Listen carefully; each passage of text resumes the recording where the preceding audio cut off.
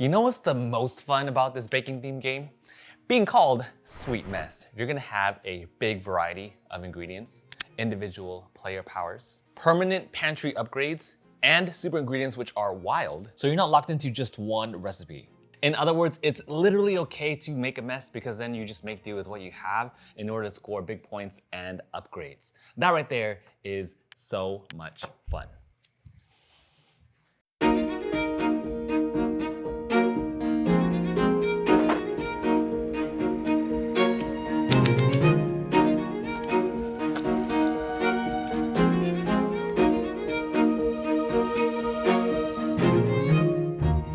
Hello everyone and welcome back as always to the Wolfpack. I'm so excited to have all you here today talking about Sweet Mess, which is finally here. Now today's video is not a sponsored review, but I was given this game by Paiku Games. All right, so how does Sweet Mess work?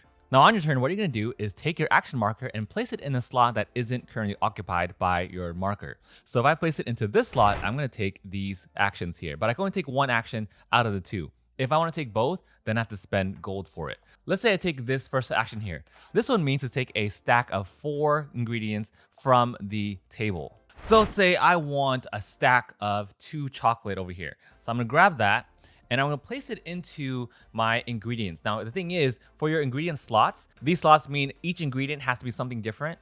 This slot right here of 4 means that all the ingredients here have to be all the same. And then this slot over here means there has to be 2 groups of 2 equal ingredients. So since I have 2 chocolate, I'll place 1 here and 1 there. Now, you'll notice how that bowl is empty. Here's where the Sweet Mess comes in, because now it's going to splatter across the table. So you're gonna make a mess going from up, right, down, and left. But then after that, you're also gonna spill over to these leftover tiles. So you'll notice how there's an empty space here and an empty space here. If you pick up ingredients from the leftover tile and gold is open and not covered up by an ingredient that spilled out from another bowl, this is how you get gold. Now the reason why you want gold is because if you spend gold, you actually get to take both of those actions, because normally you can only take 1 out of 2 actions listed in the box. Spending gold lets you be able to do both. Being able to work for gold and using that gold to get more actions, that right there is a very satisfying turn. Next up, you got your tools. These are powerful one-time use effects. They give you extra ingredients, extra actions, and even wild ingredients. So we covered the actions here. Now moving on to the next slot, you know what that one does already, which is pick up a stack of up to 4 ingredients. And this right here means to advance your recipe. So we've been gathering our ingredients, they're spilling out, but we're taking the ingredients that we did gather and slotting them into our player boards. Now the next question is, well, what do you do with those ingredients? Well, that's how you're gonna turn in your recipes. Once you meet a certain condition for a recipe, that's how you're gonna spend your ingredients. You can put that recipe in any slot on your player board and instantly gain that reward. See that right there, being able to slot in the recipe into any slot that you want and instantly gain that reward, that opens up multiple paths to victory and is just plain awesome.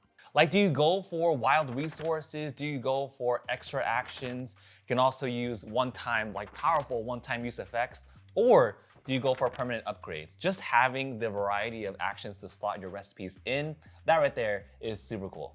Then the next part of your turn is to reserve recipes. You turn in the tool, you gain a reserve token, and that token lets you reserve any recipe, so only you can work on that one recipe. To be honest, that right there is probably my least favorite mechanic across any game, not just a Sweet Mess. I feel like reserving recipes is just so half satisfying. Like, I'd rather you race towards completing one recipe and just fulfilling it all the way. Spending resources to kind of get a recipe, not that interesting to me. So you get ingredients, one-time use effects via the tools. You're advancing your recipes, moving them from left to right. These are grabbing leftover ingredients, which are the ingredients on the sides when the bowls here spill out.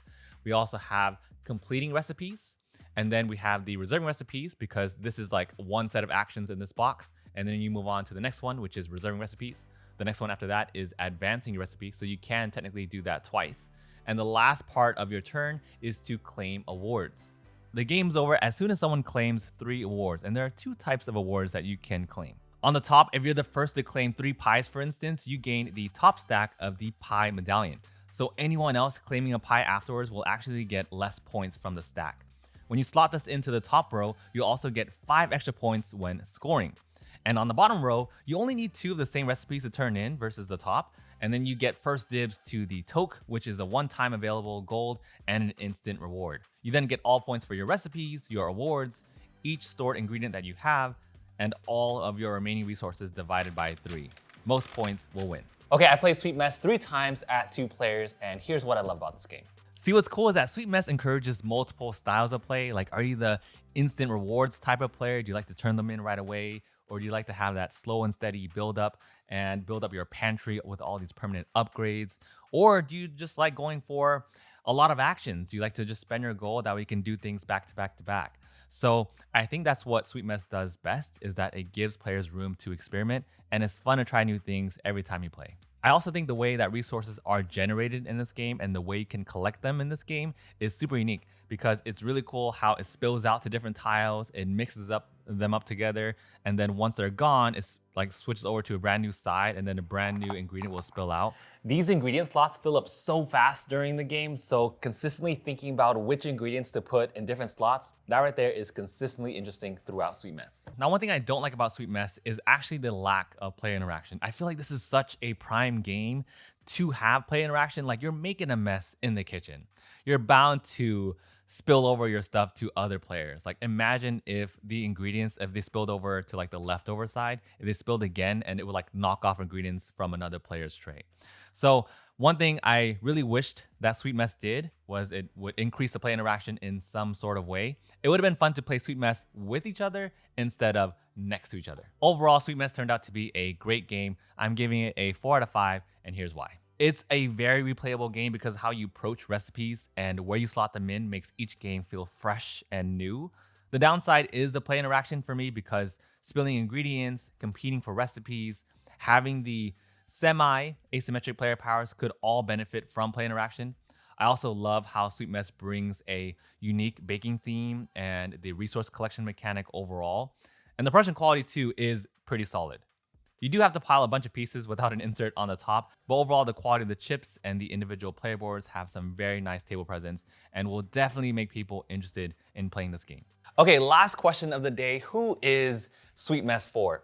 I feel like if you're looking for a family-themed game with a little more strategy to it, if you like cooking-themed games, if you like games where you're buying ingredients or buying stuff to turn it in, then Sweet Mess is gonna be a great fit for you.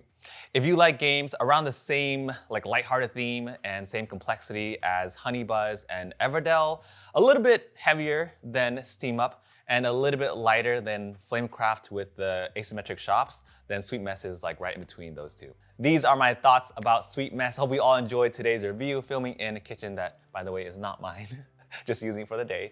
But if you made it here to the very, very end, let me know what your favorite dessert is. I'm not gonna lie, I feel like right now for me, it's definitely cheesecake, or if you've ever gone to Hell's Kitchen or in general, have tried sticky toffee pudding, specifically sticky toffee pudding that is Gordon Ramsay's recipe that was in Hell's Kitchen. Oh my God, the best dessert, hands down. So if you made it here, let me know down in the comments below what your favorite dessert is. Thank you all so much for being here and for watching today's video, and I will see you all in the next one.